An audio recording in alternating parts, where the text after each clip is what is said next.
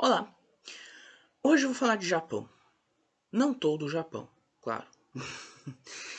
É aquele períodozinho de transição entre 1860 e 1870.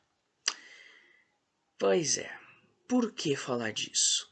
Porque isso rende obras muito legais. O canal Nerdologia já fez um vídeo sobre a Era Meiji, né? Que foi o período em que o Japão começou a se abrir para o Ocidente e conhecer novas tecnologias e novas culturas, principalmente Europa e dentro da Europa, principalmente a França. E aqui eu vou falar sobre algumas obras que abordam esse período. O Nerdologia para mim é de longe o canal de YouTube que melhor fala de história com vídeos rápidos. Eu vou deixar esse vídeo na descrição aqui, tá? E que obras eu vou trazer aqui? Um quadrinho e um filme. Último Voo das Borboletas, mangá escrito e desenhado pela Kanta Kahama. E O Último Samurai, filme.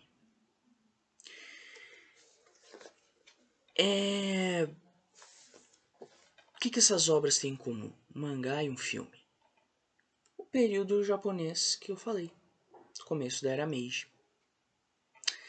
Nesse período, como eu falei, o Japão começa a se abrir para a Europa, né? Começa a conhecer novas culturas, adquirir novos comportamentos, principalmente devido ao novo governo japonês. Mas nem todos aceitam essas mudanças culturais e políticas. Tanto que ocorre a revolta de Satsuma, revolta de samurais, que é o que acontece aqui. Infelizmente, na vida real, os samurais não contam com a presença do Tom Cruise, mas de um outro personagem que serviu de inspiração pro personagem aqui do filme. O filme, claro, é uma adaptação, então ele vai tomar liberdades criativas. E tudo bem. Várias outras obras, inclusive muito mais adoradas pelos críticos, tomam muito mais liberdades criativas. Exemplo, Coração Valente. Os críticos babam por esse filme. E o filme é muito bom. Mas se você pegar a história da vida real, meu Deus, o filme muda tudo. Mas isso é porque é só uma adaptação. Não é para você levar a sério. E O Último Samurai é a mesma coisa. No Último Samurai, o personagem do Tom Cruise é norte-americano, não é francês, como na vida real. E ele vai para o Japão para ajudar a formar um exército japonês com novos recursos, novas armas e ao melhor estilo Europa e Estados Unidos. No começo não dá certo, ele é capturado pelos guerreiros japoneses, ele conhece o estilo de vida dos samurais e ele muda de lado. Ele passa a defender o Código Samurai. É interessante o contexto da época. É um contexto que rende muita história legal, porque os samurais eles passam a perder todas as regalias que eles tinham. Eles perdem terras, eles perdem privilégios econômicos, principalmente políticos. Eles perdem o direito de usar espadas em público, nas ruas. E a revolta de Satsuma, basicamente, eles tentando manter esses privilégios que eles tinham, principalmente privilégios políticos e econômicos. Não dá certo. Os samurais acabam sendo massacrados, mas a história dessa revolta e a história de a história do Japão nessa época rende obras muito interessantes. O filme do Último Samurai é uma dessas obras. É um filmaço, muito bem dirigido, muito bonito, personagens extremamente memoráveis. A batalha final é muito bem construída. Algumas cenas são muito marcantes. E por render um filme tão bonito, não é o único filme que trata desse período. E também não é o único período que trata desse tema. O samurai deixando de ser utilizado, perdendo seu prestígio. Tem outro filme também que se chama O Samurai do Entardecer, que trata desse tema. E é claro que isso não ia ficar só no cinema. Temos também os quadrinhos. No caso aqui, um quadrinho japonês, ou seja, um mangá. O Último Voo das Borboletas se passa num período próximo.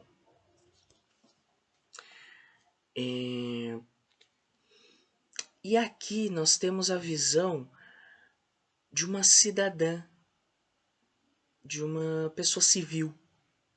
Enquanto aqui nós temos a visão dos samurais, dos guerreiros. E é interessante você ter essas diferentes visões sobre uma mesma época no Japão, do mesmo país, visões diferentes sobre o que está acontecendo, como está acontecendo. Isso é bem legal. E em diferentes mídias, né? Filmes e quadrinhos. Isso eu acho que rende uma discussão muito interessante. Discussão no bom sentido, tá? Debate. Rende debates muito legais.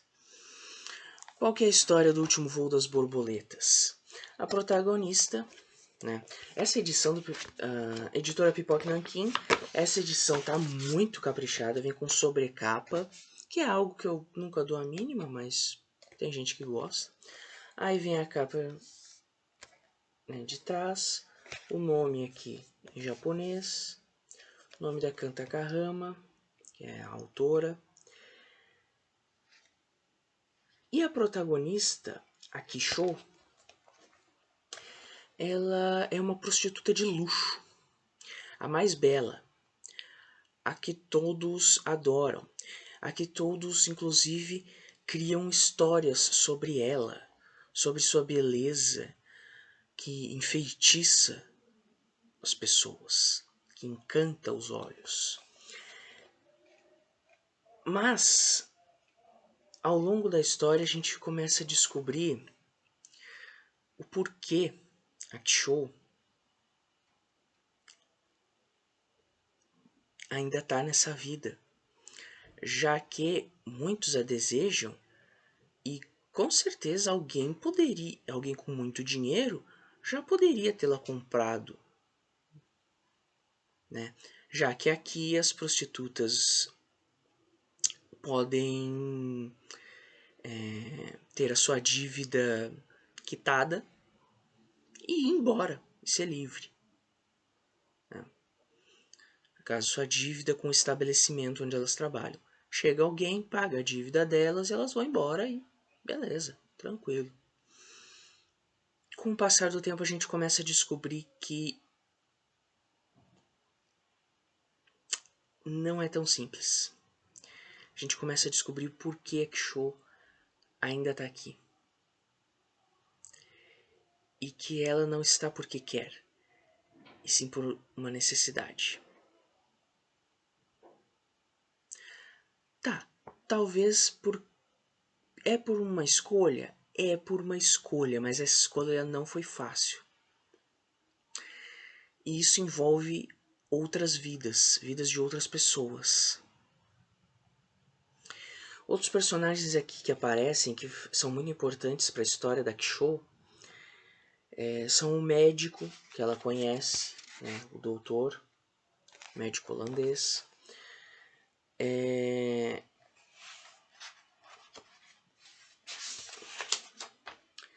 A sua ajudante, né, sua, sua pequena sua pequena colega, que ainda é uma criança, portanto ainda não pode trabalhar junto com as outras mulheres. Como é que é o mesmo nome da...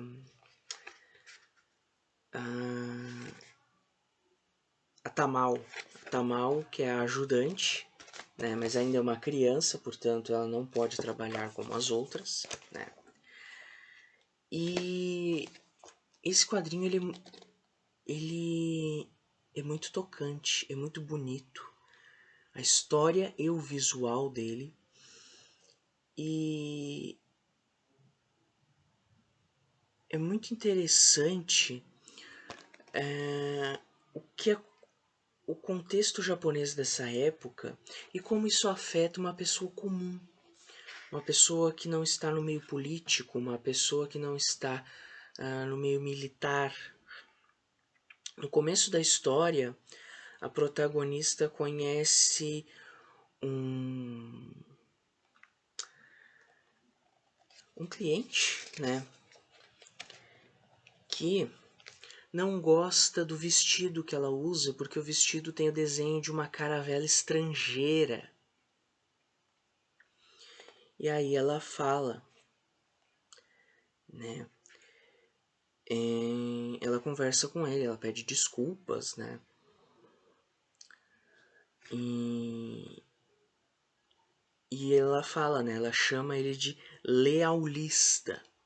Ou seja, uma pessoa que é leal aos costumes do Japão da época. Uma pessoa que não aceita o que vem de fora. E é isso que acontece nesse período. Muita gente acredita que a cultura japonesa vai se perder com a chegada dos estrangeiros. O médico que aparece aqui na história, que é muito importante, ele é estrangeiro.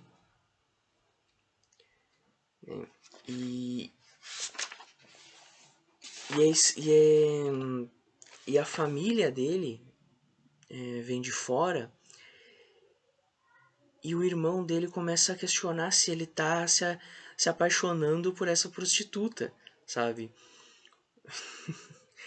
E nossa, isso é inadmissível. São questões muito pontuais que esse quadrinho traz e que eu acho que esse é um quadrinho muito subestimado.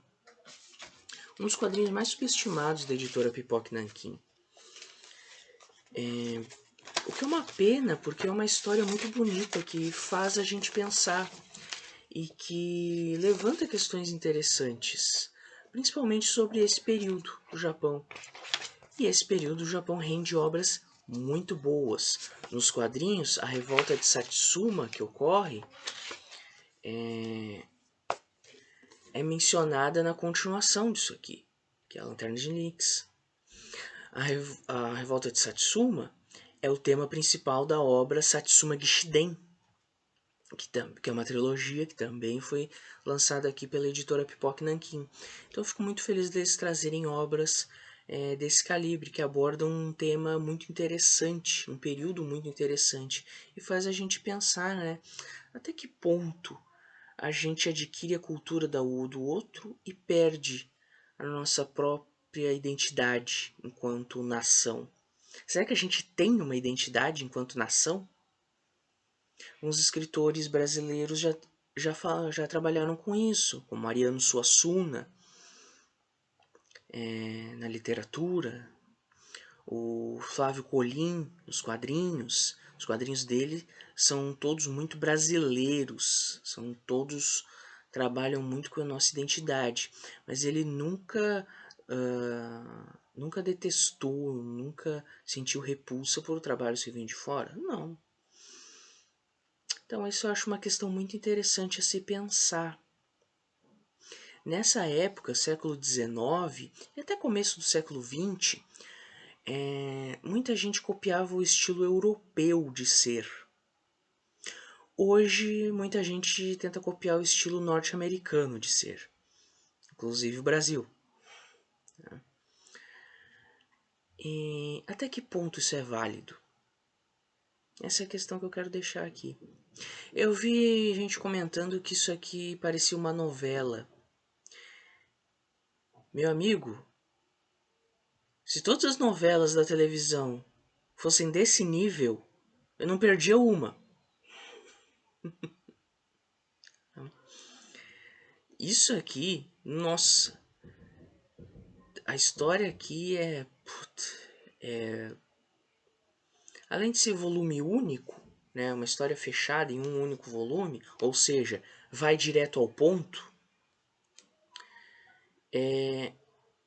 Isso aqui é muito bem construído e o final é arrebatador. É algo que você dificilmente vai ver em obras televisivas, até porque elas costumam se estender muito mais do que deveriam.